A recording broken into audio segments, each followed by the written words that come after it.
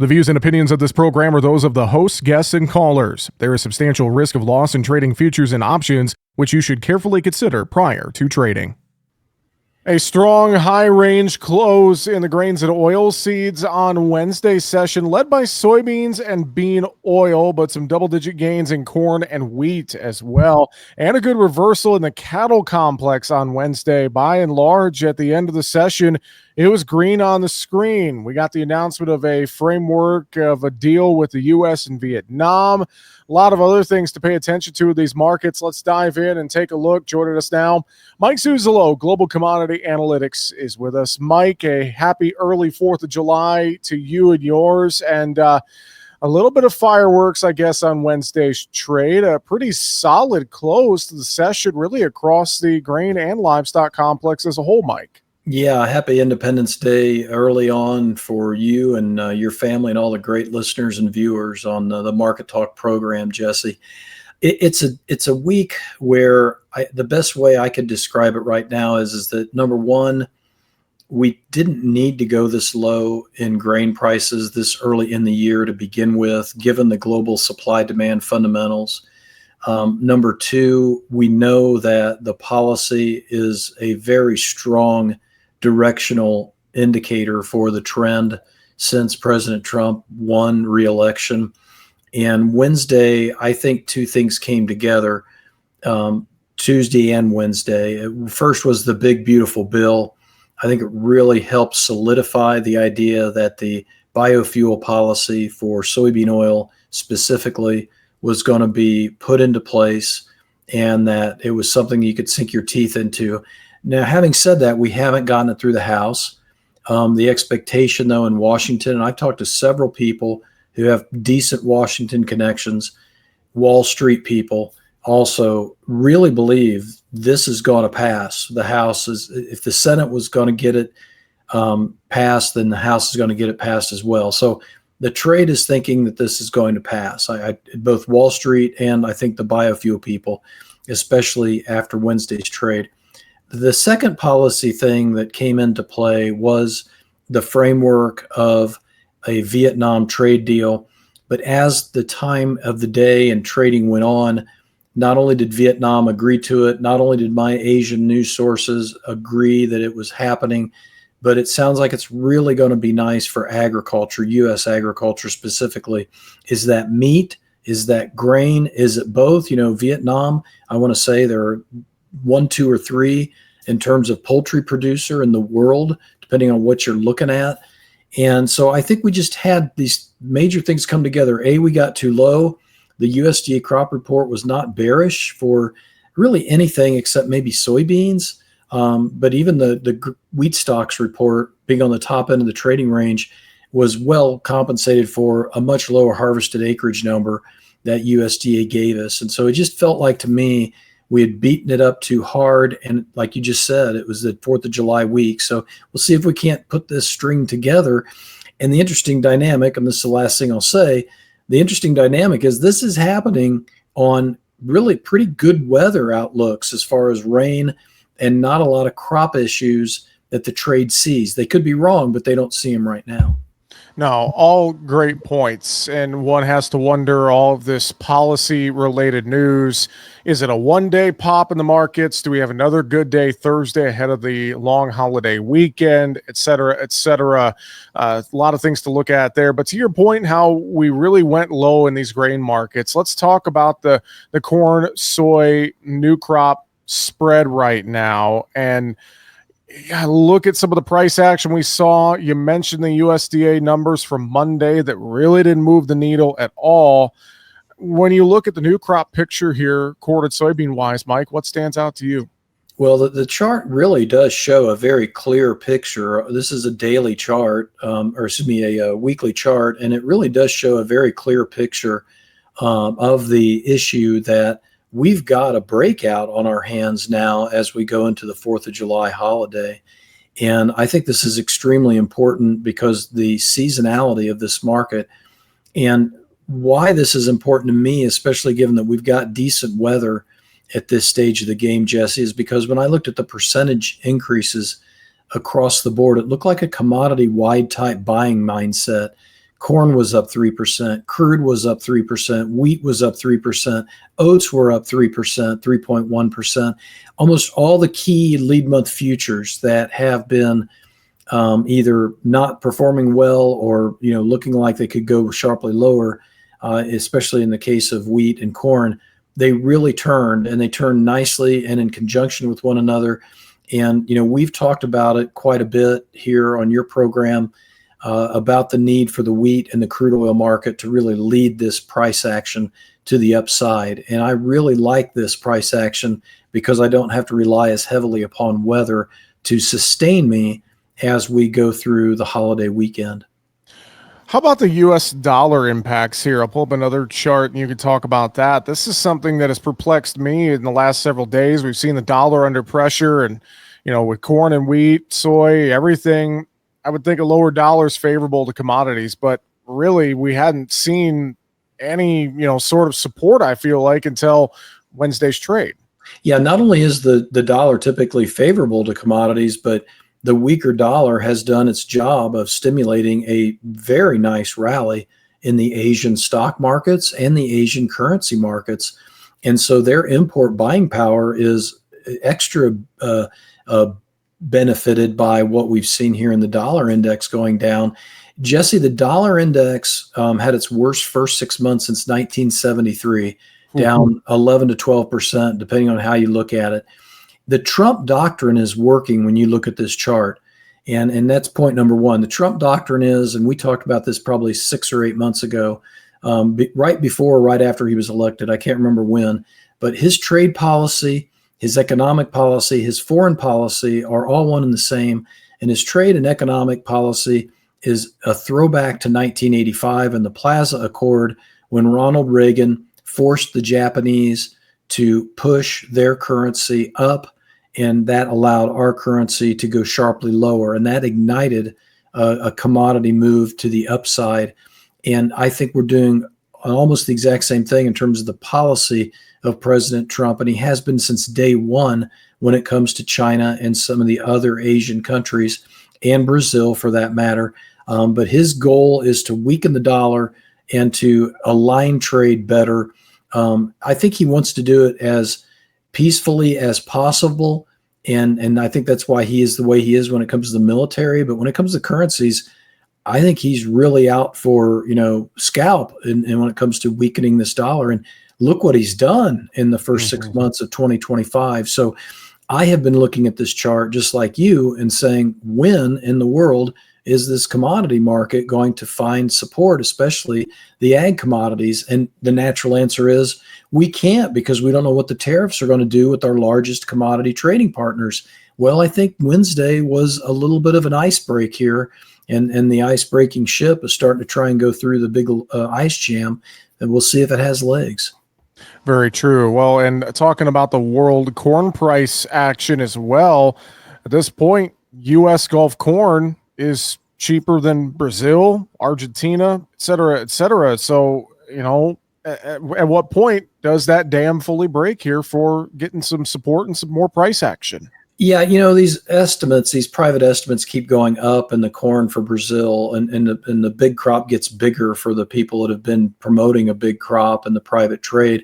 I'm fine with that. I'm not going to argue that at this point, because this chart really shows it all. And with Brazil a little bit behind on planting still, or excuse me, on harvesting still of that second crop corn, as long as our price is cheaper than Brazil, that's all I care about. And, Argentina can let some corn go, but I think they're going to keep quite a bit back. I think Brazil, University of Illinois did a nice piece a couple of weeks ago talking about, their production is going to be up, but they're going to really use a lot more of it for their biofuel, and the export market don't expect such a big jump just because their production is going to go up. So I think that made a lot of sense. And so, you look at this chart and you look at the on-farm stocks of corn, which to me were surprisingly low, and the off-farm commercially held stocks were surprisingly high to me.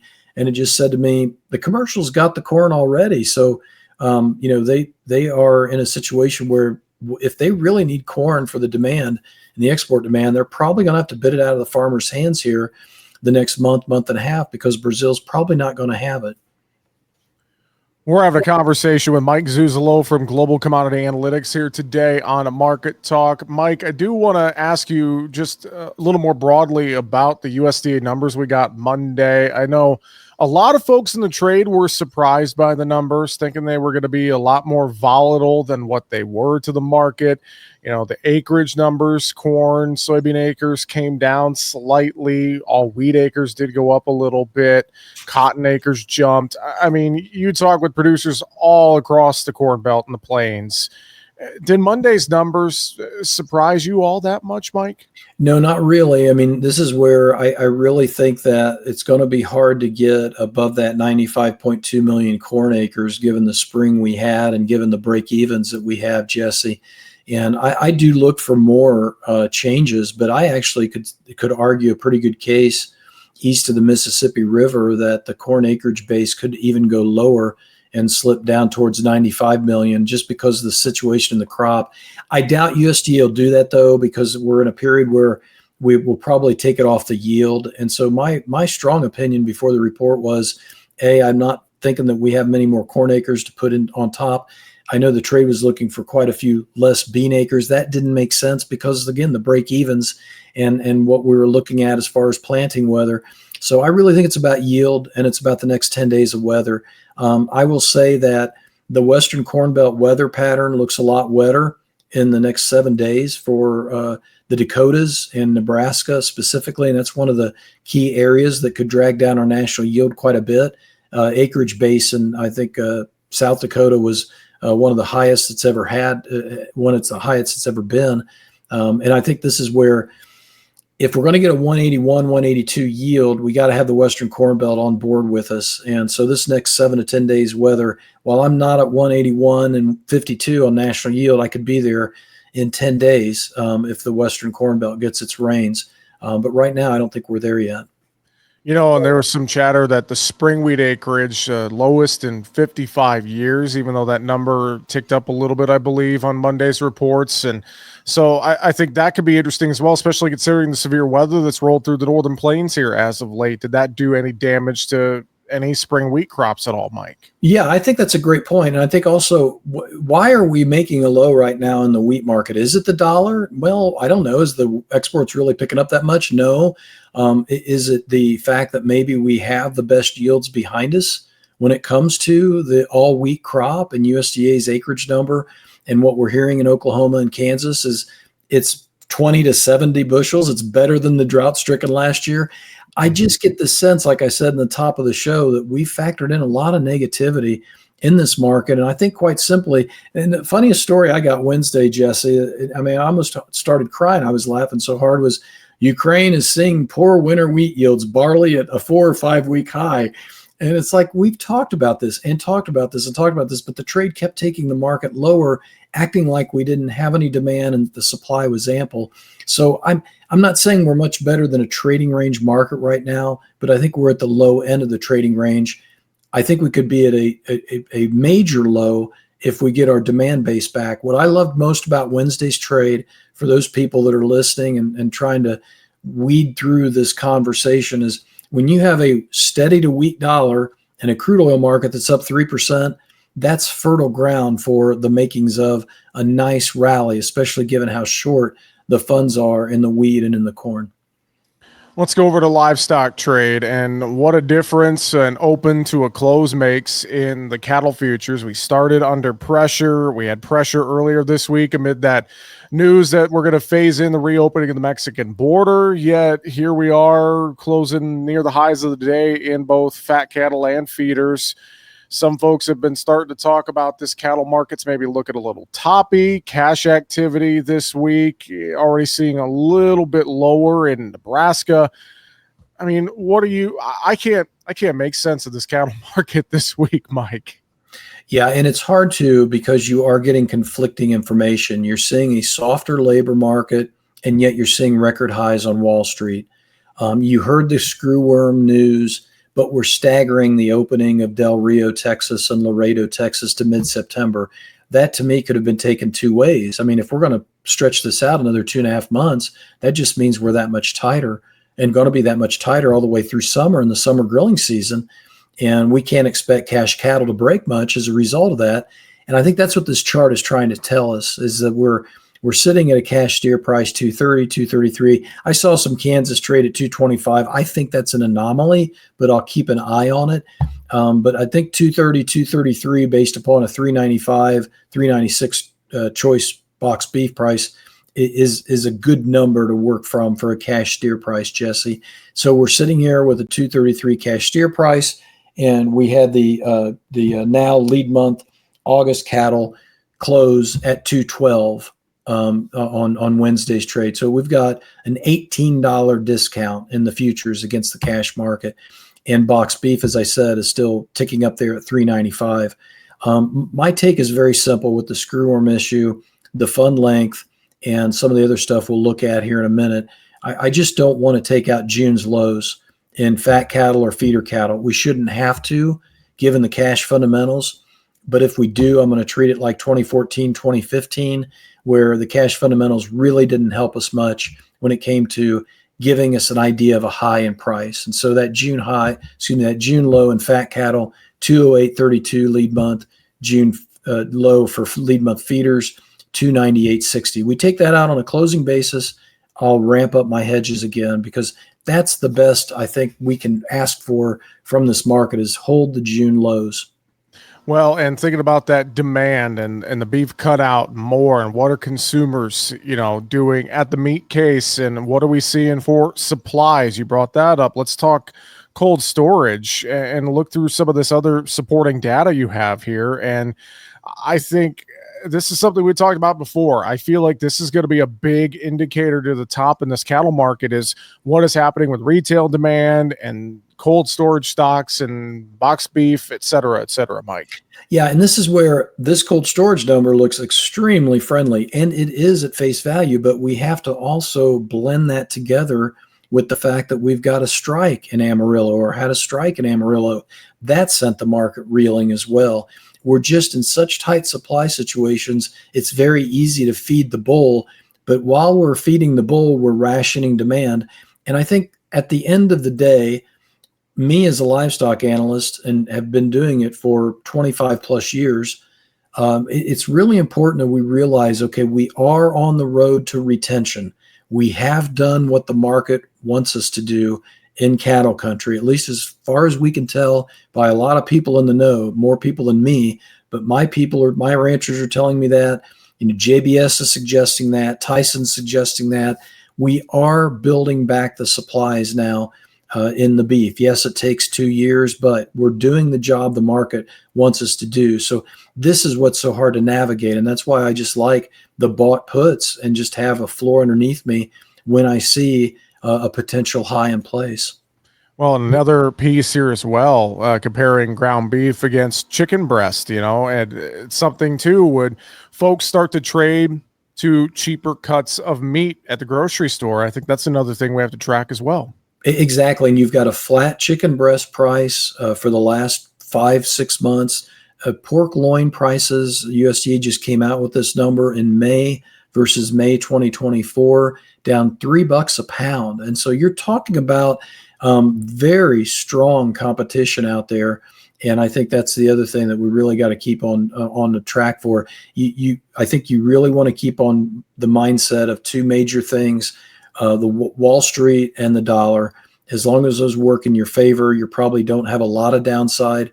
But if you see the Wall Street make a high, you take those June lows out, I think you got to get a floor underneath you for Q3 and Q4. Why? Well, because we're probably going to have to deal with some more demand rationing, and it's really going to show up probably in those months.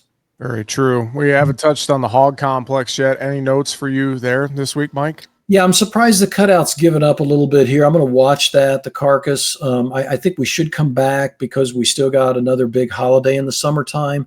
But I'll watch that, Jesse. It's been a really good mover, and it's really helped these hogs. China's economic data is still very mixed. Real estate properties bad. Manufacturing index came in better than expected.